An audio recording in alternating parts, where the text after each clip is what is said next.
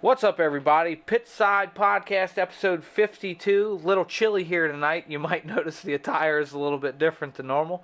But we got a great episode for you anyway. Lance Ripka is here to talk with us tonight. And I got to tell you, he's on active duty. I'm not sure how we were able to nail him down. But we're going to talk to him for a little bit and get into a bunch of new stuff we've got going on in the league. So we'll get started here in just a minute.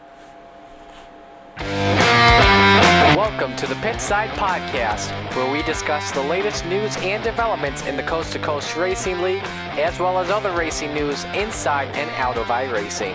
Here's your host, the Elliott Outlaw, Preston Cranmer, and Roger, the Bass Man, Craig. Yeah, so we're back after we had a quick little week off there. Well, I think it was probably quicker for some of us than others. I was out of town on work. I was in sunny Florida. So that might be a little part of my issue. I got kind of used to the 80-degree temperatures and the 37-degree temperatures I'm dealing with now. It's like I'm looking. It's 32 degrees here, like t-shirt weather. What's going on, man? All right. Well, I mean, I like the cold, but I got spoiled last week. I really did. You look like a Floridian on a 50-degree day. I feel like it. Like I will tell you, like 40-degree weather is no problem. I'm fine in shorts and a t-shirt at least for a moderate amount of time. But being in 80-degree weather for a week, walking out of your house and being hot immediately really screwed me up. So I came back and it was getting cold, and it's been tough. Well, you do look screwed up, but anyways. So hey, and I'm still waiting for my C2C mug to come, but in the meantime I've got the Piston Cup here, buddy. I do see that says champion. I feel like this may be a bit premature, or maybe we're just rigging it and we've already decided. Yeah, we might have rigged that one too. Have I ever shown you that before? Yeah, just asking. Seen that once or twice. Yeah. So obviously we had pretty crazy week NASCAR wise last week. Yeah. Big incident between Denny Hamlin and Bowman. If you didn't see it, they were coming to checkered flag. Both Denny Hamlin and Alex Bowman are racing to make sure they're staying in the chase to move on to the next round. And I guess they're coming out of turn 3 or out of turn 4 or whatever. And Bowman punted Hamlin and spun him out, sent Hamlin. I think Hamlin might have finished 29th or something like that. Yeah. But he did end up still making the chase. But he was pretty bent out of shape about it. Do you think? Yeah, it got pretty stupid, but a lot of people were really upset with Denny Hamlin about it because he's been famous for this, particularly at Martinsville, and he's taken a couple of guys out in the past, even once this season, just wreck guys in the exact same way. Like, you could go back and all you do is change the skin on the vehicle. It's the same exact move. And they went back. I saw one where he turned him, like it was reversed roles. He turned him before, so... but that would have been a week suspension for that. That was definitely intentional contact after the race when his nose was doing burnouts on him. Yeah, well, and I don't typically have a ton of problem with that either. It was nobody got hurt, right? You can move on with that. It's the whining after the fact that I don't want to hear. And that's a lot of the reason. I'm not a big NASCAR guy, but I know drivers, and especially Denny, because he's from Virginia, not far from here. And I've just never been a fan. I always got the sense he was just kind of entitled, but we won't get into too much more NASCAR, except NASCAR is kind of crossing over into our world here. At the end of this month, they just announced that Chase Elliott, and I don't know how this is going to go. I'm a Chase Elliott fan, but I don't know how it's going to go. He is going to be running in a 360 sprint car I think Terry could probably tell me whether I'm right or wrong. It's either Mercer or Merced Speedway. It's in Southern California here. I think it's like the 23rd and 24th of November, so right around Thanksgiving. And so he's going to be in a 360 sprint car for the very first time. And I guess he did okay at the Chili Bowl, so, I mean, he didn't advance too far, but he did all right. I'd put money on him, man. It's just, those guys have talent. I mean, maybe not Kyle Larson talent, but that's another level altogether. Yeah, for sure. But it'll be interesting. It'll be and he may give up NASCAR after he gets hooked on the whole dirt thing.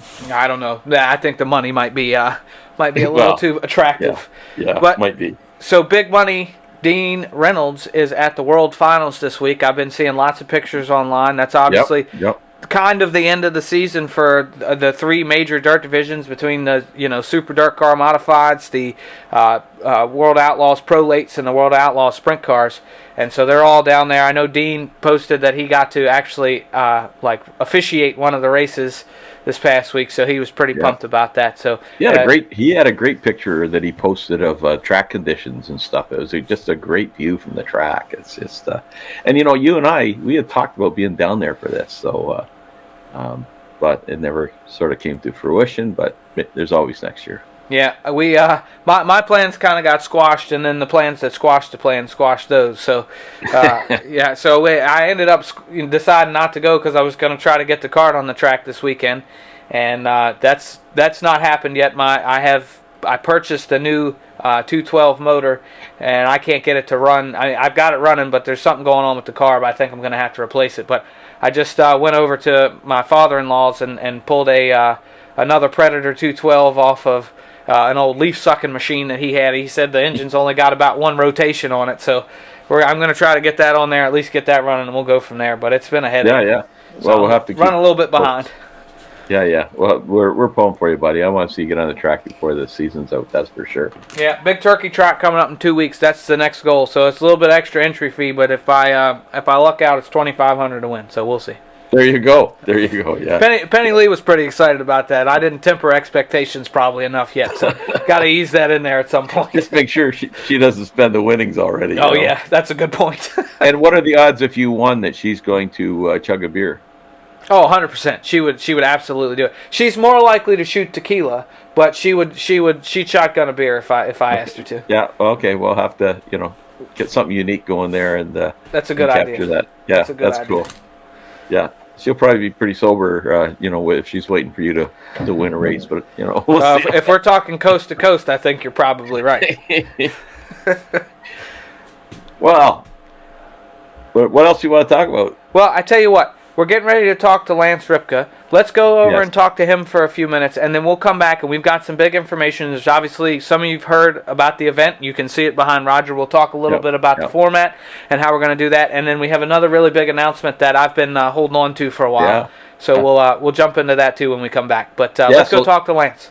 Let's go, because we've been wanting to talk to Lance for a while, and it should be a great interview, and don't go away because we do have a huge announcement to make afterwards. Yep. Stay tuned.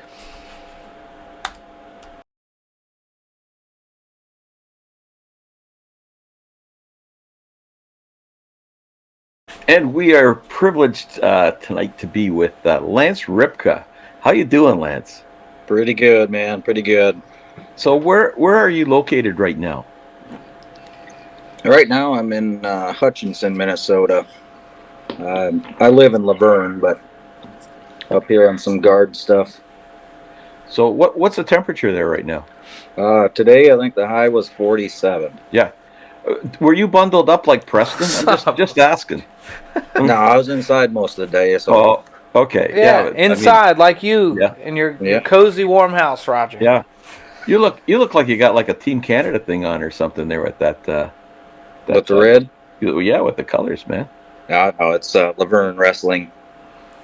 Ah, cool. So I didn't realize you're from Minnesota, so I'm sidebarring here, but are you a Vikings fan by chance?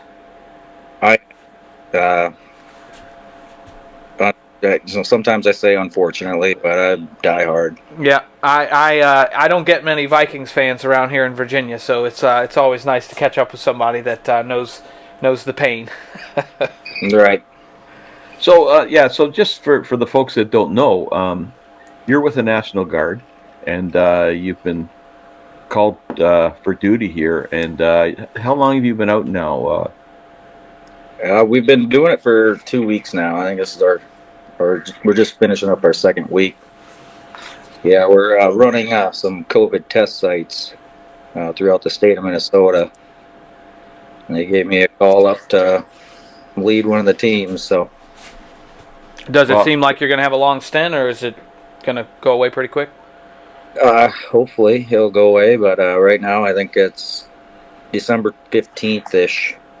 Yeah. With the possibility of extending it through the holidays, the rest of the holidays. Yeah, you don't want that. Yeah, well, let's hope let's hope that doesn't happen, buddy. But really appreciate what you do, and I can't say enough about that. How long have you been with the National Guard? This is my 20th year. I hit 20 years in January. Have you been put on assignment many times in the past? Well, in the last 2 years, yeah, I've been on assignment 3 times. 2 at the George Floyd incident, and then 1 for the trial, and then now for the COVID testing. Well, appreciate what you do, and the interesting thing about it all is that you have been racing from your hotel room. So I have. It's been kind of tough the last couple of days, but one of the hotels has got really good service, and this one I'm at right now, I can barely turn my computer on. No, that sucks.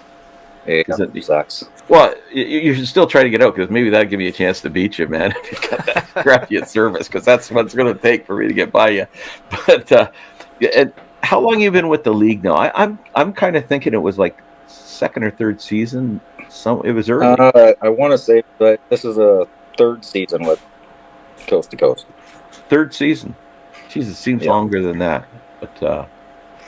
But yeah, you've been a great presence, and appreciate what you're doing. So if anybody doesn't know, this awesome sign that's behind me, I don't think you can see it, Lance, but this awesome sign behind me is Lance's creation, and he's part of the VMR Wraps. So that is you and Vickery, and who's the 3rd in there?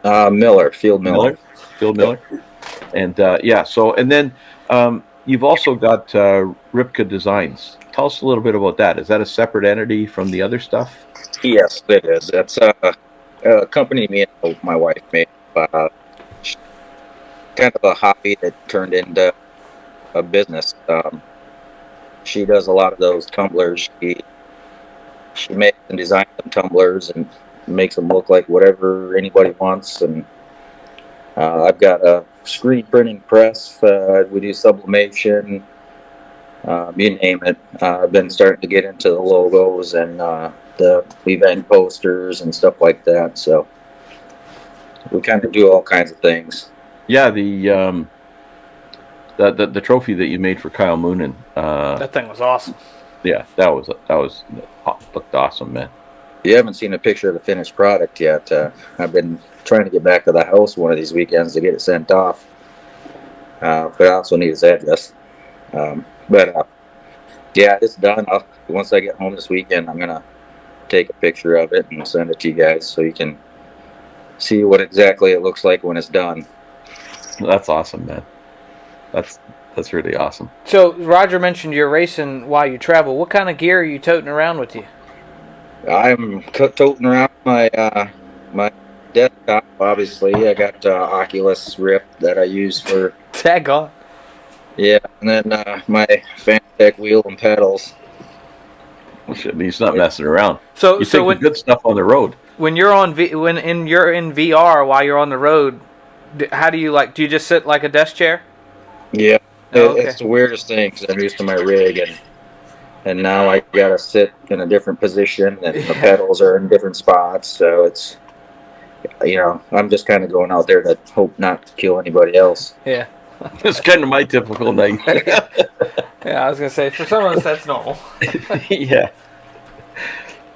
it's great what you're doing, and we're really excited about this event coming up, and the Veterans Only League too. We're really hoping to grow that, Preston. I've been hoping to get a few people outside the league to join in, because it free to join and build up the numbers there, because it's some of our best racers in that league, that's for sure. Yeah. And some of the cleanest racing I've seen on the platform. I think that the one a couple of seasons ago was an incredible race. Those guys race with a different level of respect. It's obvious. It's really kind of it's a little funny, but if you can tell, it's funny.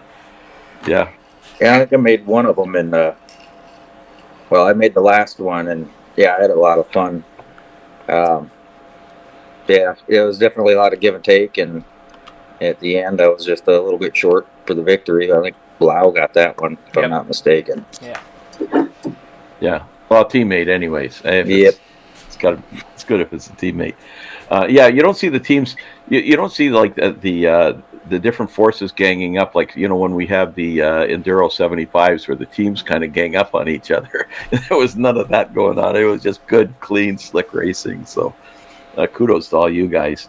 But can't thank you enough for doing this poster, man. It is just it's just kick-ass, and we're hoping that we can, I was going to say weasel a little more work out of you down the road, but I don't want to use that word. We can get you to help out, because the quality is awesome. And I know Preston was, maybe would be your biggest critic, because you're kind of taking over for some of the work he did.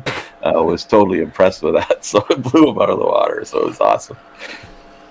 Yeah, I got nothing against Preston. Does some good work too, man. So it's just it's nice to be able to put some of my work out there and get it noticed. I was going to say, if I was going to hand it off to anybody, I'm glad to hand it off to you, because I need a little break here from time to time, and I know we're in good hands. So I understand completely. Once you start getting to that work, it can be nonstop, and it can be tedious, and you spend a lot of time working out some of the small, fine details of it. And that's by the end of the day, you've got 12 hours into it. I didn't get 12 hours into that one, but no. Some of the projects you get into it, and you get a lot of time invested. And that was my worry, because I know, I'm that guy, the customer of the week that's asked for every, well, now can you change this to that or that, which I've been used to doing to Preston. But when you start dealing, when you start dealing with a military guy, you're a little more hesitant to piss him off. So is that the problem, Roger? You're just not scared of me? I'm not scared. I'm scared of Lance on and off the track. I get along with customers that are more open and are able to get out what they want versus the ones that say, I just use your creativity to get it done. Well, it's like, okay, I'm going to do this project, and now they kind of turn around and they look at it, and it's like, well, can you do this and this and this and this? And pretty soon the whole thing is completely different. You're going to love Roger. Yeah. I'm glad to hear all this, because I still got a couple more things to add to it. But I gave him a heads up on that. There's a few sponsors come on board at the last minute and stuff, and it's just you've got the room for it there and stuff. Yep. So it's all good, I think. I'm hoping. But so tell us a little bit about that your military career. You said you've been in and pardon my ignorance, from Canada, I'm not as intimate about it, but were you ever in the military, or like did you just sign up for this when you were young, or how does that work? In the U.S. For the National Guard, yeah. Yeah, once you turn 18, or actually 17, blessing, you can enlist in whatever branch you want, or that will take you. When I was 19 is when I got in. I took a year off of school, worked for a bakery, right? Built boats for about a year, and after that, I tried out the Army. Went active duty for about 8 years. I was with Fort Campbell, Kentucky, and then I moved from there to Schofield, Hawaii for another 3.5. And then I was deployed while I was in Hawaii to Iraq. And then once I got back from Iraq, I got out, had a 3-year break, and I joined the National Guard in Minnesota. So you're a veteran as well as a member of the National Guard, then? Yep. Wow. Can't thank you enough, man. Got the utmost respect for you and all the others that to step up to do all that, and to be continuing to do that even in your public life is just awesome. And it's an honor just to know you guys and race with you guys. I'm serious. It's just I can't say enough about the veterans in our league and or active members as well. And it's really, really cool. And I appreciate what you're doing. I wish you didn't have to be doing it right now. I'm sure you don't. You wish you weren't doing it either. But but you are there when you're needed, and in whatever role it takes. And just kudos to you, and can't say enough about that. Well, I speak on behalf of all the veterans in the league. We appreciate it. You don't have to go out your way, and we don't expect that, but we do appreciate it. Well, that's the least we can do, that's for sure. Preston, did you have any questions? Because I do all the talking half the time. Well, I actually do have some questions, just because I haven't gotten to talk to Lance about like sim racing stuff either. So I know you said you started our league about 3 seasons ago. How long have you been sim racing overall? Overall, that's I've been racing online since NASCAR. I'm going to take that back. I don't know if you guys ever remember, was it the Dirt Rag or Dirt Bag? Rat Bag. Rat Bag, what it is. Yeah, man. That was it. That was the first go at racing on a computer, and that's where I started. And then NASCAR 3 came to my lap. I've been just kind of off and on racing, 15. So how long have you been on iRacing? I've been on iRacing, I think, until since it opened. The first year it came out. Oh, wow. I can't remember. So you should be at the 12-year mark then, right? Like 11, 12, somewhere in there? I know I've been a member for, I think that deal says 11 years, but yeah. I was never a really big fan when it first came out. I was doing NASCAR racing 2003, ARCA sim racing. I was more of an asphalt guy, which in my 3 break, from the active military and National Guard, I worked on a race for 3 years down in North Carolina. That's kind of where my racing kind of started off on the asphalt side. I worked for a team called Reynolds for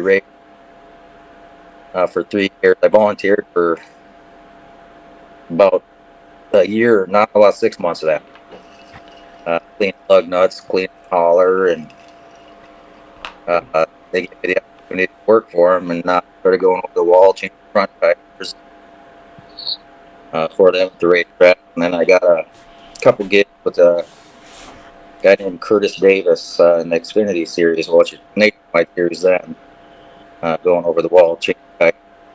Wow, that's awesome. Yeah, that's cool. I did not know all this stuff. So it was fun, but they kept telling me I was too old at 27 to do it. So is that right? Yeah. That's ageist, man. They can't say that.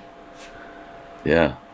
So wow. So when you started our league, did you come in sprint cars, or were you doing something? Or were you doing asphalt, or?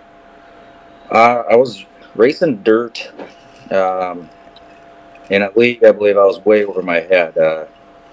It's Sodak Racing. I still race with them on I think Joe Backus races there, and a couple other. I think was it Cote or whatever. Yeah, probably so. Yep. Yeah, it's just a regional thing. The South Dakota, Minnesota, Iowa, that little corner. A lot of good racers in that league. They're all fast. To make a feature in that league is just, it's wow. I made a feature. I've heard that league is pretty close to like a pro-am, not just like iRacing wise, but you've got about half the drivers who are running a sprint car on Saturday night up there too. Right. A lot of drivers in that league. Yeah. So awesome. I'm going to launch into my usual question, and if you've seen the podcast before, you've had a chance to prepare for this. But who is your biggest rival in the Coast2Coast Racing League? Well, my answer is going to be a lot like yours. Most of the time when I'm not finishing where I need to finish, it's my fault. It's very rarely, well, I can't say very rarely, but a lot of times it's my fault, but if I was to say anybody other than myself, I would have to say about everybody in the Spartan team. They're always pushing each other. We're always pushing each other to get better. We try to race each other as clean as possible, but when it comes to racing, we're just competitive as next, and that's what it takes. It comes down to that one spot. We're going to try for it. Yeah. So that leads me to a question. When did you start using VR? I'm just wondering because I started using VR by Father's Day. around Father's Day, my kids actually got me the Oculus Rift. So because you have been on fire, man, since the summer. The summer you took off, and I remember asking Goldner the same question once when we had a meet and greet when the league was first starting, and I was like, "Holy smokes, you've just got on fire!" And no, nothing's changing. Oh, I got VR. So that's why I was asking, because like you were good before, but like now you're becoming dominant, especially in like the Rebels division.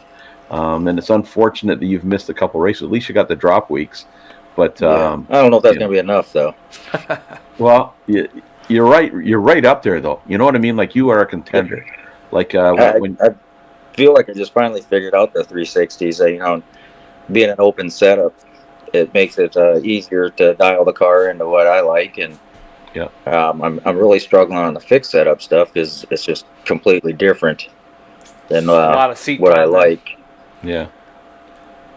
So my question, of course, is your greatest iRacing memory. My greatest iRacing memory. That's a good one. I would have to say in iRacing, because I don't get a whole lot of wins. It's whether it's an official or league. It's probably that first dirt win in Coast to Coast. I believe that was at Knoxville.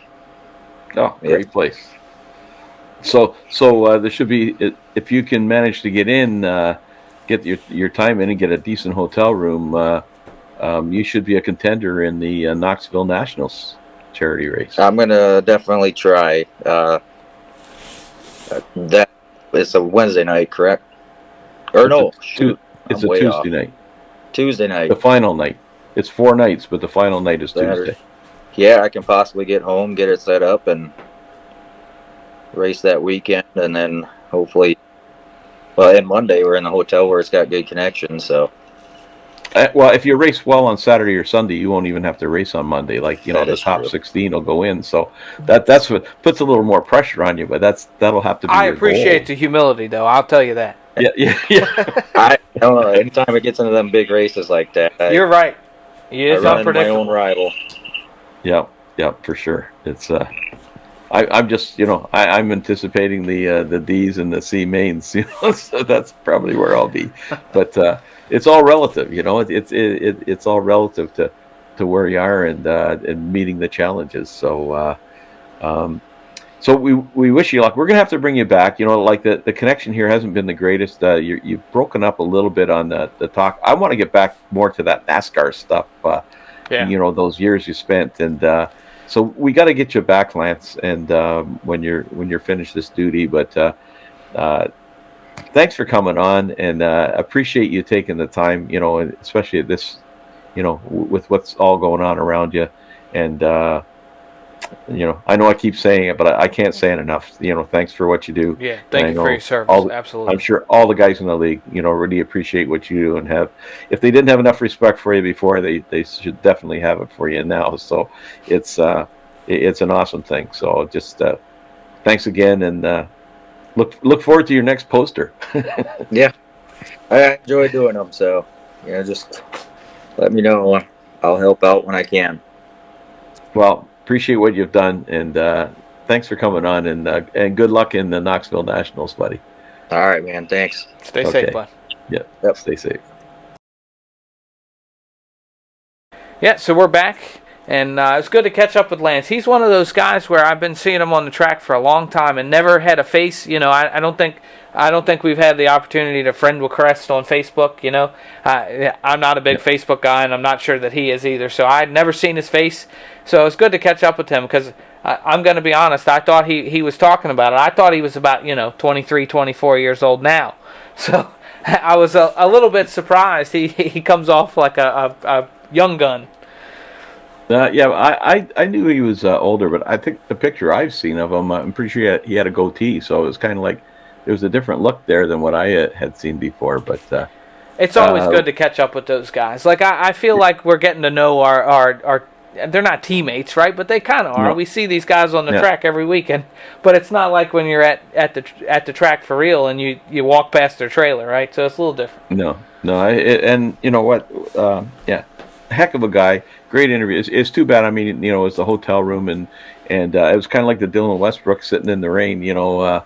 But we got enough out of it for sure. With the vocals were a little bit difficult, but we got to get him back. I want to hear more about this NASCAR stuff. And, he's an interesting dude, that's for sure, man. And we're privileged to have him in the league. That's for sure.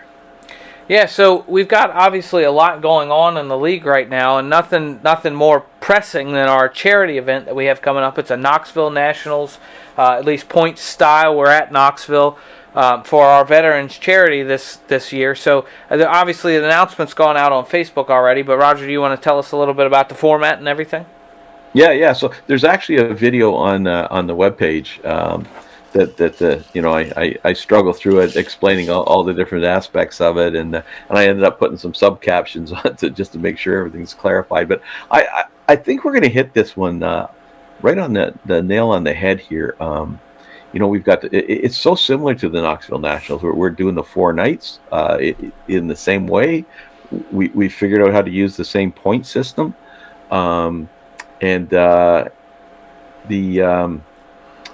We've got some challenges on the final night because we will have about 6 separate sessions depending on how many mains we have to run, where the broadcaster's going to have to be jumping back and forth, and we've got a little bit of choreography to do there, timing and figuring that out. But it sounds like that's good news for our sponsors because they're going to get some extra airtime between sessions. Well, yeah.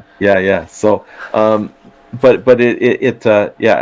really, really excited about it, and I think it's just like every other charity we do it. They're slow out of the gate, and then there's the stampede right near the end. But the date to remember is November 10th, Wednesday night, midnight. It goes from $10 up to $15, and but again, this is for a great cause. So it's in case you've been on the other side of the moon or something.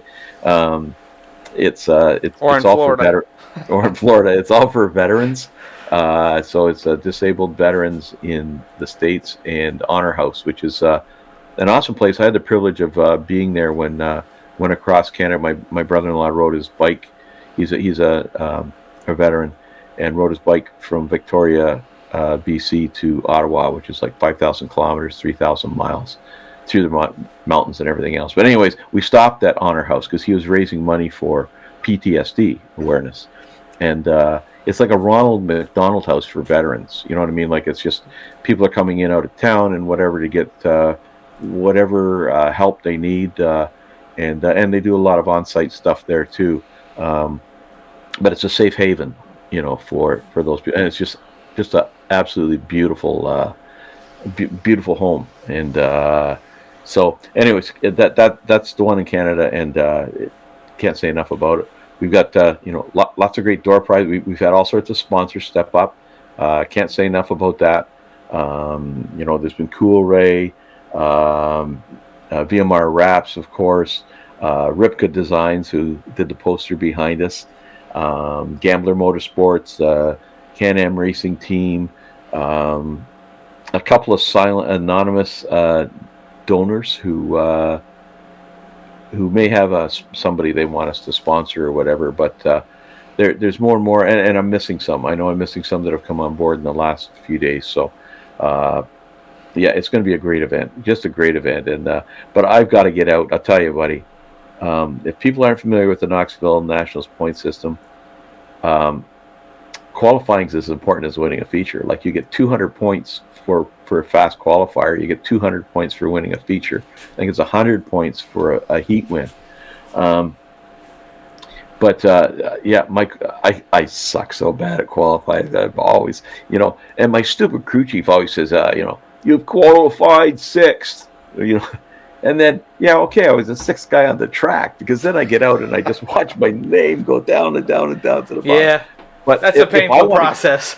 If I want to get in this thing, I got to get my qualifying times out. So everybody out there, you need your qualifying, because that's going to be super key in those first 2 nights. there's 2 nights you can pick.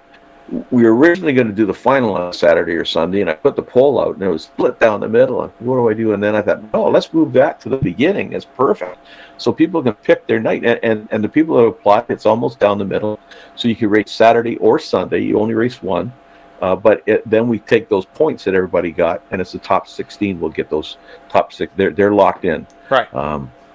And then the next 10. So the next 10 in points they're locked into the B main. So but there's only 4 transfer for the B main, so it's going to be a bit of a struggle. And we've added a couple of quirks. We've got the veterans only league. We're running a 3-race series with them, which starts this Wednesday night with Hometown Heroes. That'll be their race 1. Race 2 will be Monday night, and race 3 will be the Tuesday night. But the highest finisher in points in those races will has not already qualified. So if there's 10 veterans and 6 have qualified, then the guy who finished 7th will get a provisional P25. And then we're going to do. We discovered that every time we get better at doing these things, we found that we can auction off a provisional and make more money for the charity. So why not? So we're going to do that again, and probably that will. We've got a lot of scrambling to do at the end because these are on Tuesday night. They're all pre-gridded races. Right. So that's right. We've got there's got to be some gap there because we'll have to add these names in. I might have to take a day off work just to prep for this thing. Well, it's going to be, you and I are going to be going nuts, man, in the background for sure. But no, everybody's excited about it. That in the background has been working on this, and Marty Zakala and Slide Job Network is going to do the Saturday, Sunday, and Monday, and then we have Virtual Grip Network coming in to do the Tuesday night final. So it should be good. It will be good. I mean, it's just I'm pumped. I'm does really, that mean really my non-wings are canceled that night? Your non-wings are canceled, buddy. No, I'll get over it. It's a good cause, but still. Yeah, it's a good cause. And the Monday night, what we're doing is there's no weeks lost. We will be shifting that to week 13 because the updates don't come till after that. So we'll just shift that a week. Which, just a warning there, then there's no IL repair night. So, you better get your IL down if you want to stay in your own division. Guys have done much better this season, though. I will say that. It's the numbers have been a lot better. And certain parties will say that's because of the schedule. Those of us that helped with the schedule last season won't agree, but we'll just leave it at that. But I do want to ask you about the veterans event, our Knoxville Nationals. Yep. And you may not know this yet, so feel free to say we're still determining. But certain suspended parties have asked me to ask you what the track state, how it's going to be set throughout the night. Certain suspended parties? Yeah, I can't say more than that. If they're watching, they'll think that's funny, but otherwise it's just not funny at all. What the track state's going to be? Well, I think I can't answer that just yet. It will depend on car counts. If we get, it's up to 100. So say we had 50 each night, it'll start at 0 because that track's just going to get worn right out by the time we get to the feature. But if you're talking about the final, that's a real good question. That's a real good question. And I don't know, we might even put a poll out or something. But I'm kind of thinking it'll be a 50 lapper. And when we ran the trial, I think we set it at 15% to start. So, and the one thing I've noticed, Press, I noticed the other night too, racing was more racy since they made the changes to the cars. And that in combination with, I found when you set 15% qualifying, the track's just a little bit more unpredictable, which I think is maybe a good thing, that it's not always the same track that you're starting Heat 1 on. And it wears, people all, know that iRacing, they can't duplicate natural wear. Right. It's never quite right. But I don't think it's always the same either when it generates that 15%. So then the track naturally wears in somewhat different. Sometimes there's a good middle line there that's still got some grip. So that's how I'm leaning. But I'll go back at least to the negative. If not, if I put a poll out, we'll have everybody it'll be all over the map. Out of 100%, you're going to get 100 different opinions. Yeah. So I'm not sure what to do there. Where maybe if I just say this is what it's going to be, and everybody accepts it and moves on.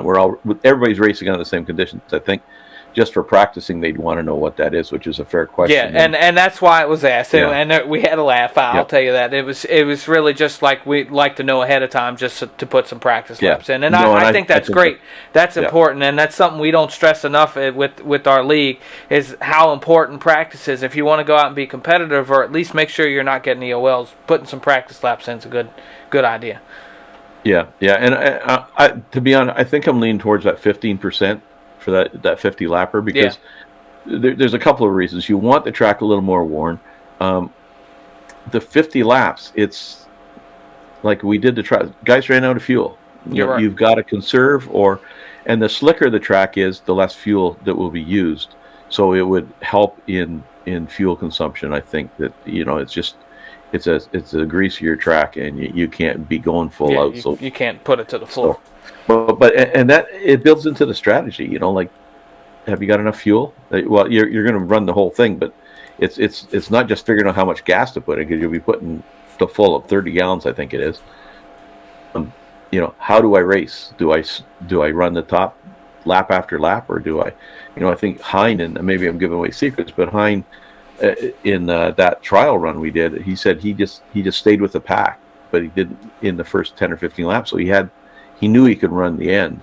So there's all these different strategies, man, and there's some drama there that will the guy that's winning coming out of turn 4 be able to get across the finish line. Never more apparent than in the Hawkeye races we've put in, where the sprint cars have to watch that. Yes, watch how far they go. Right. It's very interesting, and that will, especially when we're running fixed setups, that's a good thing to look at, because we want to make sure we put on a good show, and a lot of times, especially if the track, I personally, now I haven't run a lot since they made this second update to the track, or it's really the grip levels for the tires, I suppose. But I haven't gotten a lot of laps in, but I know prior to that, the issue was like the track didn't seem like it was wearing enough. So if we went with that with fixed setups, it would be a little bit of an issue. But bringing fuel management into it is going to bring another element for the broadcast too, right? It's going to make it a great show. And it's open setup, so I don't want people to get confused. Oh, I thought it was fixed. Well, it's new. Oh, no, it's open. I should start practicing. Right in the show. So, buddy. Yeah. I've been in Florida, Roger. I don't know what you want me to say. Okay, yeah. So, no, and this does underline the fact that, you were out of commission for a week here, and we couldn't wait. We just kept rolling. So I got to tell you, it's like the league moved on without me, and it's really hurt my feelings. Well, you know what, and it's a good. We keep talking about, you and I are talking heads, and we don't show up. Everything goes on like nothing's missed. So it's it's a good thing for sure. I think you're right. I think in the past couple of seasons, you and I have found ourselves getting a little bit more stressed out than we needed to, because I look back at it, there's been nights where I just had to say, like, I can't tonight. And you know what? At the end of the night, all our admins take care of everything. Podium pictures get sent, replays get uploaded, reviewers are reviewing it in a couple of days. We got a good team, and you and I get way too much credit. And hey, we've got a few new volunteers. Kevin Fry is back admitting, and I got to give him a big shout out, because I missed that voice, and it was good to hear him back in the seat there, and that's great. And then trying to remember the other one. We haven't brought him in yet. Brian Dickens. Brian Dickens. So we'll be working him in easy, because we don't want to just take it easy. Don't be hard on anybody, and just work them into it, because it's there's a few things you want to be consistent about. Well, hold on. I want to give Brian a personal shout out too, because I know we've talked about me working on my card a couple of times on the show, and I got a private message from him the other day. He sent me a picture of him in Victory Lane, which was a little braggy, but but he said, "Hey, I've been kart racing my whole life. If you need any help, please let me know." So you know what, man, it's what I love about our league. It's just all community. It's really cool. Continue. Sorry. Yeah. And that picture of Victory Lane got your attention, though, didn't it? Yeah, it did. I sent him a question immediately.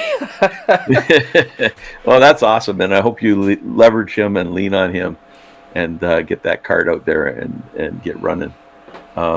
I don't know. I think we've got that covered off then. Well, I do. Yes, the charity event's covered off, but I do want to mention it's been probably really 4 or 5 weeks since we've been able to do this because we were working on dues, and then there's been a couple of weeks where we haven't been able to be here. But we do have a list of new drivers, so I want to share those with you. Again, okay. We share these with you because if you see them on the track, we want you guys to tell them welcome. If they need some help them out. We want to bring all these guys into the league, as with as many tools as they can have. So I'll run them off. The list is a little longer than normal, but we have Brandon Bender, who's the number 229, the 007 of Dylan Perry, the 116 of Richard Holland. These are all really easy names. I appreciate that. Yeah. The number 19 of Alec Uber, the 182 of Tater Williams. Now, I think I've seen that name before, but the 171 of Leroy Buscombe, the 01 of Don Hunter, the General Lee reference there probably, 034 of Brody Brown, the 018 of Adam Collier, the 47 of Dennis Northway, the 39 of Jeffrey Try, and the 737 of Bruno Latour. So welcome, guys. I know it's just getting a little shout-out on the podcast. Might not be a whole lot, but we're excited to have you, and we hope you enjoy running in the league with us. Yeah, and it's great to see all those guys coming on board, and while we're at that, and we're talking about what a great league and a community we have.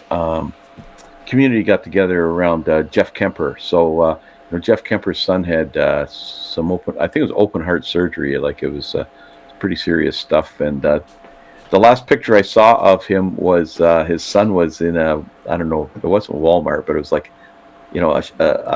a grocery store or something. Looked like a Publix with one of those, to me. What, a Publix? That's my guess. That's my guess. Yeah, I think you could be right. And he had one of those electric carts and just ripping it around the aisles there. So grinning ear to ear.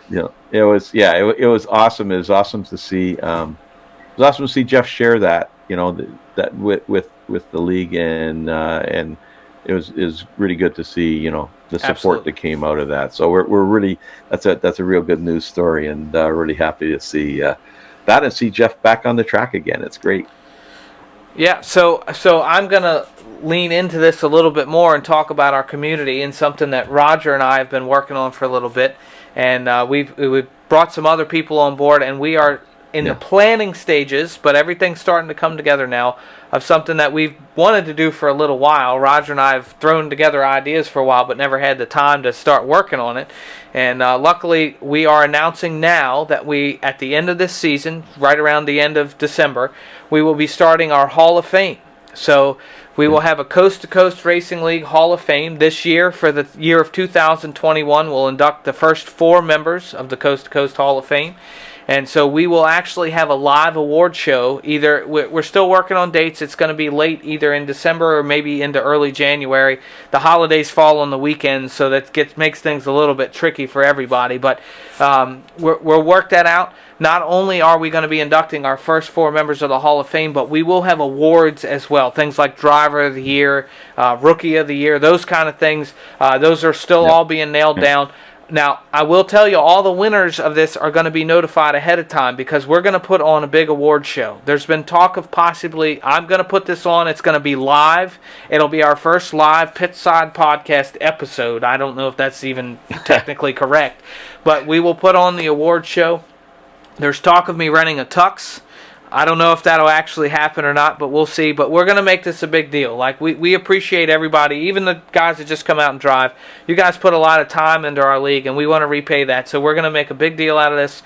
Have some Hall of Famers. You guys will get your gold jacket like you're in the NFL.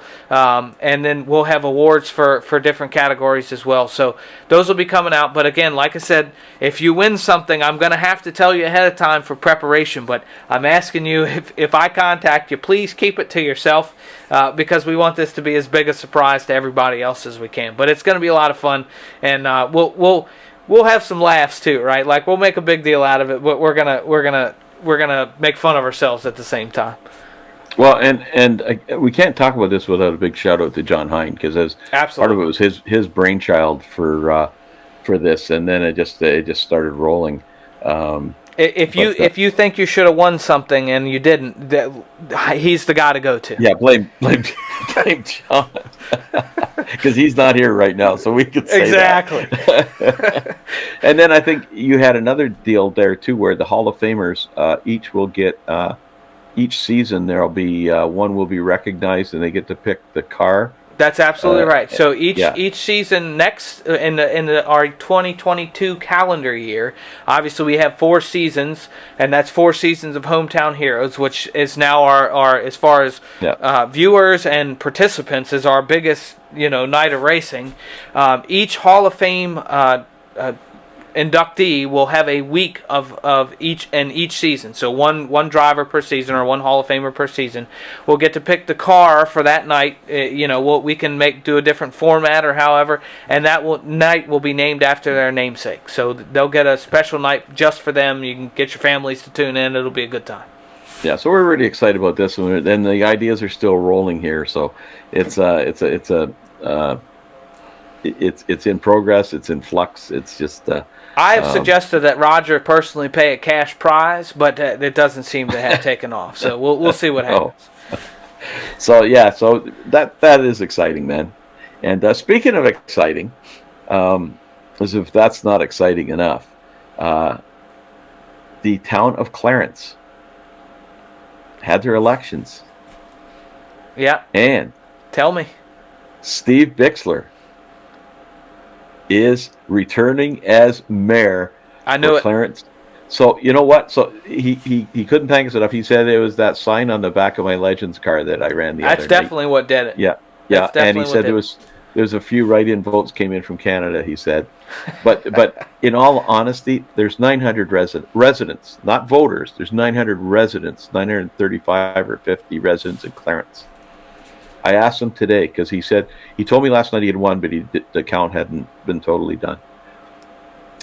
He won unanimously. He had over, I can't remember the exact number. I think it was like 120 write-in votes. People wrote his name down. Like what's that got to be, about a half or a third of No, the wait whole a minute.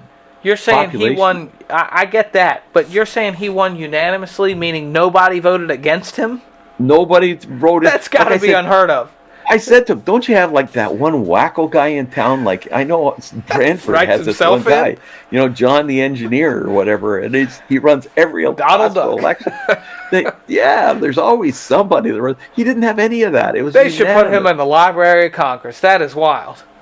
Well, he could. Who knows where his next step will be, because he didn't even. Well, he did campaign kind of, but he didn't submit his name. This was just like, write in. Seriously, like I think Maurer was over there stuffing the ballot box. Come on, something's weird. 120 votes on a write-in out of 900, a population of 900, which is, what would you think, maybe 400 eligible voters? Yeah, and that's probably usually, right.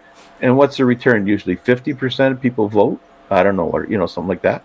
Like that's crazy, man. Well, and you got to think that in a smaller town too, it's kind of most elections are going to be a foregone conclusion anyway. So that seems like a very high percentage to me.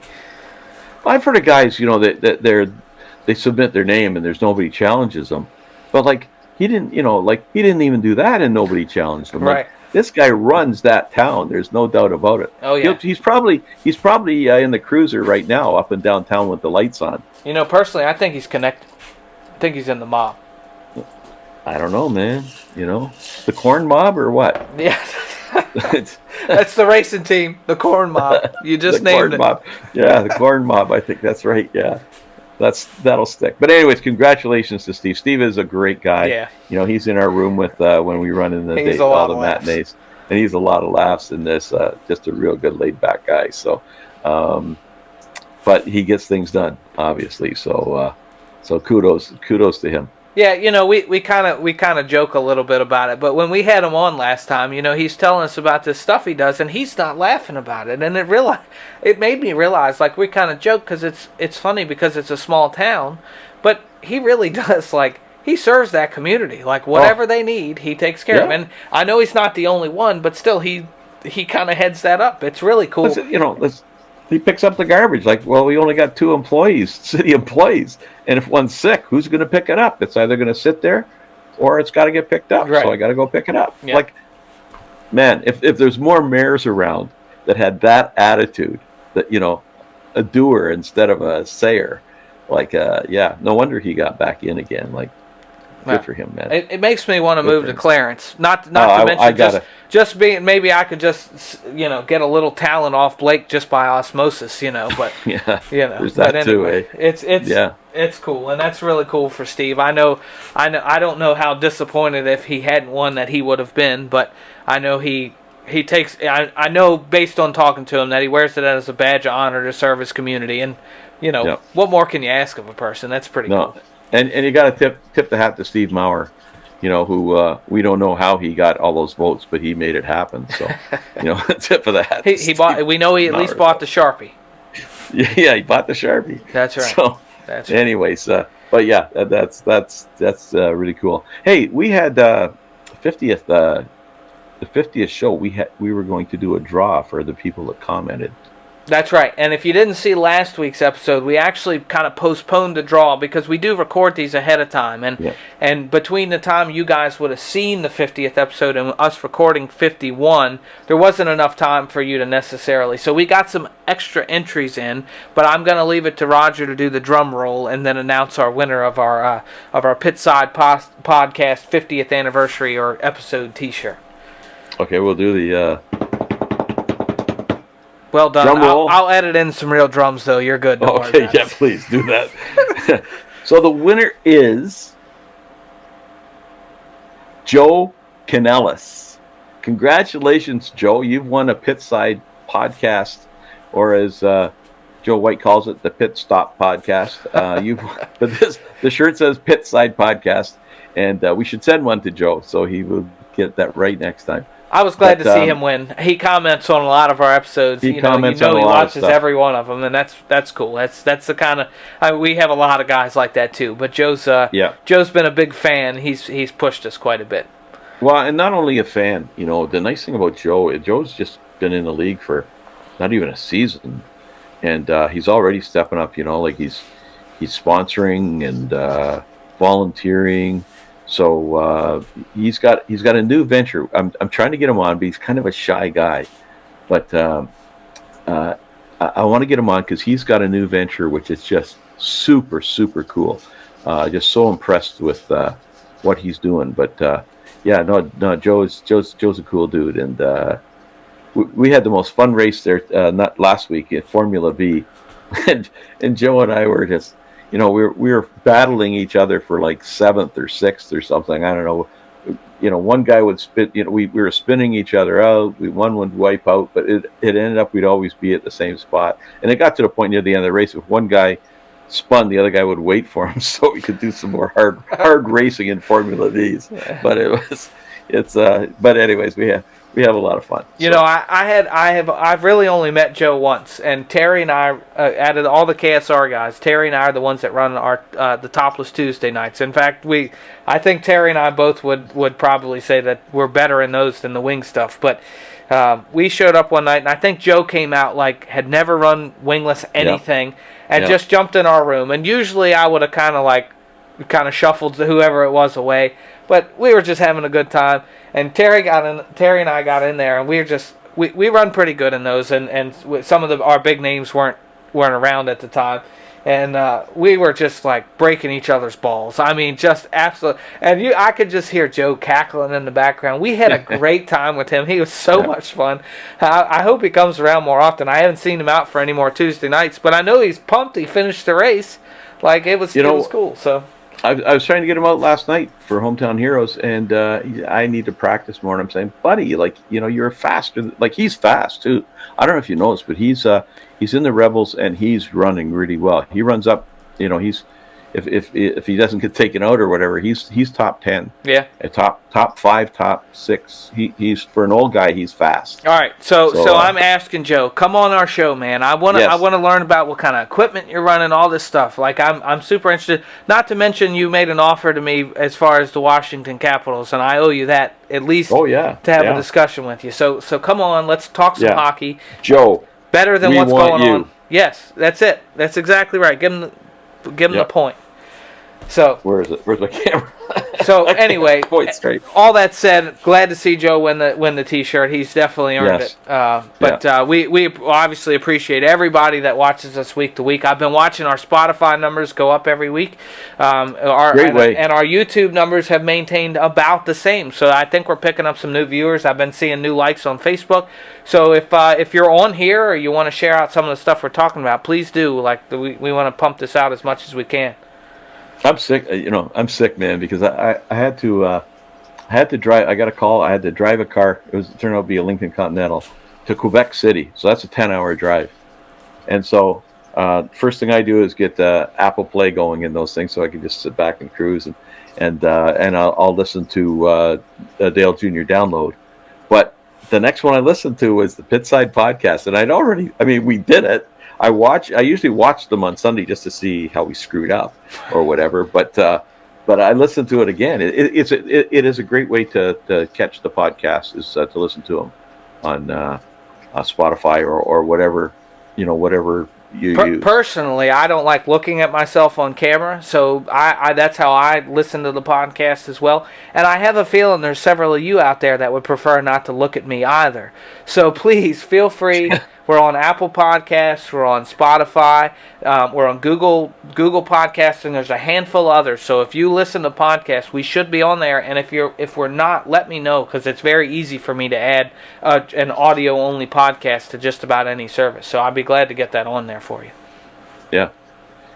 So I guess we're kind of done. Maybe we're running overtime, but this trip to Quebec City was really cool, man. And I spent the night in Drummondville, and I was thinking, this is the home of Alex Bergeron, geez, I could have, hit him up and just checked out his rigs and stuff. But anyways, we went to Drummondville and then Quebec City and crossed over to the island, which is there's a big island off of Quebec City, and delivered the car. And the guy had us in the backyard for it was a cherry pie and coffee.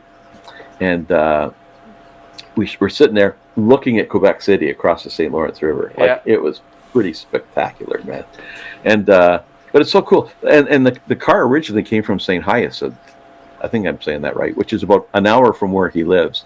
Which car was this that you drove? The Lincoln Continental. Oh, you said that. Yeah, that's right. Yeah, and so somehow it got bought by Northway, and then we had to deliver it back about an hour where it came from. But this guy was from France, and it was going in a container, and he was shipping it to France. Wow. So it's kind of crazy, man. It was a cool couple of days, that's for sure. Yeah. So podcast. I know we need to probably kind of finish this up, but I know at least down here in the States, we basically got a car shortage. New cars are short because you can't get the chips, so everybody's buying used cars, and so the demand for those is so high that the supply is low. Are y'all experiencing that up there as well? That's exactly what's happening. The car lot is, especially the used car lot. He has high end used cars, there's Vets and everything else in there, good for all you, high end stuff. Yeah. Oh yeah, but it's maybe a third or a quarter full. So that's the used. The new, they're having trouble getting all the trucks and everything else. Guys are selling used trucks for more than they paid for them. Now as soon as those chips get caught up, now's the time to sell, because once the chips are done, the market will just drop on those. But right now it's so that they're in high demand, and that's we're delivering vehicles long distances just to because the demand is there. And that's crazy. Yeah, that's it crazy. is. So, well, I hope you get another vet here soon. I hope, but I love the long runs, man. They're the best. And it was Friday, Saturday, so I missed the NASCAR races, which I do miss. I like those, but I didn't miss a big racing night or anything. So that was an added benefit. So it was good. Well, I say we let these people go. Enjoy your Sunday, guys. Yeah. we ramble a little bit, but that's what we're here for, right? So we'll be back here next week for episode 53 of the Pitside Podcast. It'll be the episode right before we start our Veterans Charity event, so we should have some good stuff on tap for you.